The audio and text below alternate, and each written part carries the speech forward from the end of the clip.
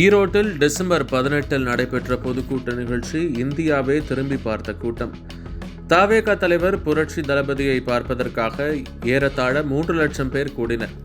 இது ஒரு வரலாற்று படைக்கக்கூடிய கூட்டமாக அமைந்தது என கூறியுள்ள தவேக நிர்வாக குழு தலைமை ஒருங்கிணைப்பாளர் செங்கோட்டையன், பொங்கலுக்கு பிறகு தமிழகத்தில் என்ன மாற்றம் நடக்கப் போகிறது என்பதை நீங்கள் பார்க்கப் போகிறீர்கள் என தெரிவித்துள்ளார்.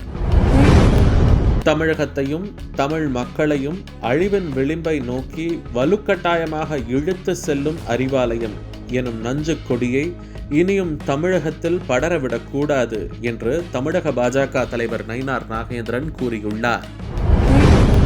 தவேக நாமக்கல் மாவட்ட செயலாளர் செந்தில்நாதன் அனைத்து கட்சி பொறுப்பிலிருந்தும் தற்காலிகமாக நீக்கப்பட்டுள்ளதாக அக்கட்சி அறிவித்துள்ளது. களத்துக்கே வராதவர் களத்தை பற்றி பேசுவதுதான் நகைச்சுவையாக இருக்கிறது. களத்திற்கு ஏன் வரவில்லை என விஜய்க்கு நாம் தமிழர் கட்சி ஒருங்கிணைப்பாளர் சீமான் கேள்வி எழுப்பியுள்ளார். களத்துல இருக்கிறவங்களை பத்தி பேசுவோம். களத்துல யார் இருக்கா? கட்சி ஆரம்பிச்சு விக்கிரவாண்டி தேர்தலில் நிக்காம ஏன் பண்ணாரு? கட்சி ஆரம்பிச்சு ஈரோடு கிழக்குல அதே அங்க கடப்பாறை இருந்துச்சு, அங்க வந்து நிக்க வேண்டியது. கடப்பாறை பிறந்த ஊர்ல திமுகவும் நாம் தமிழர் கட்சியும் தானே மோதிச்சு ஈரோடு கிழக்குல. எல்லாரும் போயிட்டாங்களே. இந்தியாவை ஆண்டு கொண்டிருக்க பாரதிய ஜனதா வரல, அதிமுக வரல. களத்துக்கே வராதவர் களத்தை பத்தி பேசுறதா ரொம்ப நகைச்சுவே. களத்துக்கு ஏன் வரல? 24 பாராளுமன்ற தேர்தலில் உங்க கொள்கை எதிரியை வீழ்த்த நீங்க எவ்வளவு களத்துக்கு வந்தீங்க? அதெல்லாம் சிரிச்சுட்டு போயிடணும். அப்படியே சிரிச்சுட்டு போயிடணும். திருவள்ளூர் அருகே காப்பீட்டு பணம் பெறுவதற்காக அவரது மகன்களே கட்டுவிரியன் பாம்பை விட்டு கடிக்க வைத்து தந்தையை கொலை செய்த கொடூரம் நடந்துள்ளது.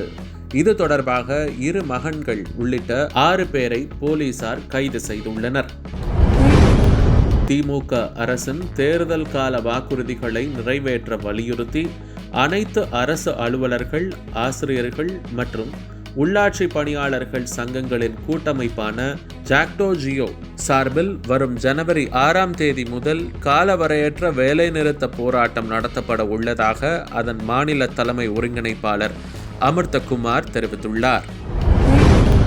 மேற்கு வங்கத்தில் பாரதிய ஜனதா அரசு அமைந்தவுடன் ஊடுருவல்காரர்கள் மீது கடுமையான நடவடிக்கை எடுக்கப்படும் என பிரதமர் நரேந்திர மோடி திட்டவட்டமாக தெரிவித்துள்ளார்.